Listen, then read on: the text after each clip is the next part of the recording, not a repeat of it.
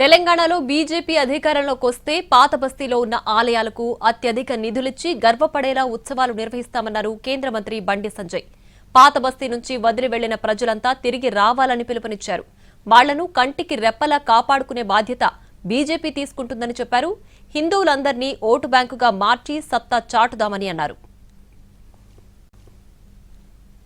వాతావరణం ఇలా పాత బస్తీలో గల్లీలో ఒక పండుగ వాతావరణం నెలకొనడం నిజంగా చాలా ఆనందం.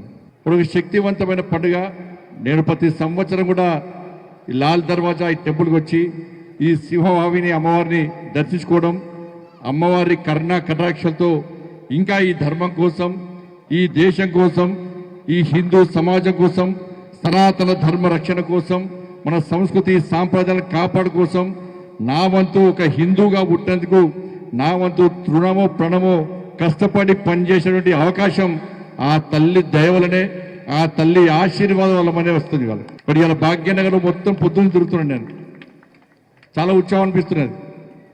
ఎందుకంటే సింహవాహిని అమ్మవారి దయ వల్ల, భాగ్యలక్ష్మి అమ్మవారి కరుణా కటాక్షల వల్ల ఏ కష్టం వచ్చినా ఏ ఇబ్బంది వచ్చినా భాగ్యలక్ష్మి అమ్మవారిని తలుచుకుంటే మన కష్టాలు తొలగిపోతుందని ఒక నమ్మకం.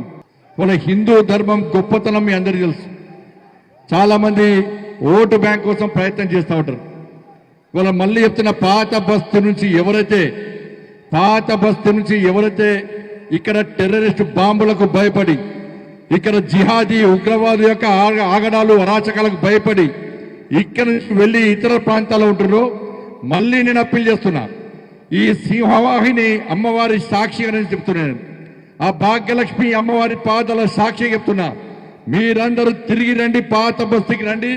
మిమ్మల్ని హిందూ సమాజాన్ని కాపాడుకునే బాధ్యత ఇవాళ మేం తీసుకుంటాం. ఇవాళ హిందువులందరూ భాగ్యనగర్లో ఓటు బ్యాంక్ మారారు. ఇలా ఓటు బ్యాంక్ మార్చాల్సిన బాధ్యత మాదే ఉంది. కాబట్టి వాళ్ళ భాగ్యలక్ష్మి అమ్మవారి శక్తి ఏందో, భాగ్యలక్ష్మి అమ్మవారి యొక్క పవర్ ఏందో ఇవాళ ప్రపంచ వ్యాప్తంగా చూపెట్టాం. దేశం నుంచి ఏ రాజకీయ నాయకుడు వచ్చినా, దేశం నుంచి ఏ సెలబ్రిటీ వచ్చినా ఇవాళ ఒక ఆనవాయితీగా మారిపోయింది. రావాలి, పాత బస్తీలోని అమ్మవారి భాగ్యలక్ష్మి అమ్మవారిని దర్శించుకోవాలి.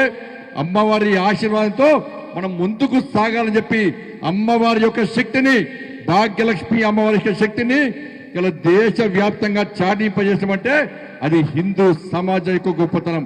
అరే హైదరాబాద్ ఓల్డ్ సిటీలో పాత బస్తీకి రావాలంటే కాశాపు జెండా పట్టాలంటే భయపడే పరిస్థితి. అటువంటి పరిస్థితుల్లో ఇవాళ భాగ్యలక్ష్మి గుడి దగ్గరనే ఎవ్వరికి భయపడకుండా, ఎవరి అనుమతి లేకుండా, ఇది ఎవ్వని జాగిరి కాదు, ఈ పాత బస్తీ హిందువుల జాగిరి, ఈ భాగ్యనగర్ హిందువుల అడ్డా అని చెప్పి ఇవాళ భాగ్యలక్ష్మి అమ్మవారి పాదాల ముందు జై శ్రీరామని గర్జించిన సమాజం నా హిందూ సమాజం. ప్రజల ఉండాలి, ఒక సంకల్పం తీసుకోవాలి. ఇలా అన్ని రాజకీయ పార్టీలు ఒక వర్గం కోసం ప్రయత్నం చేస్తున్నాయి. 12% ఉన్న వర్గం ఓట్ల కోసం కక్కుర్తి పడుతున్నాయి. కానీ 80% ఉన్న హిందువుల ఓటు బ్యాంక్ మారరు. హిందువులందరూ గంపగుత్తగా ఓట్లేయని చెప్పి ఒక చెడు ఆలోచన ఈ రాజకీయ పార్టీల్లో ఉన్నప్పుడు ఇలా హిందూ సమాజం ఏం చేయాలో ఒక్కసారి ఆలోచించండి.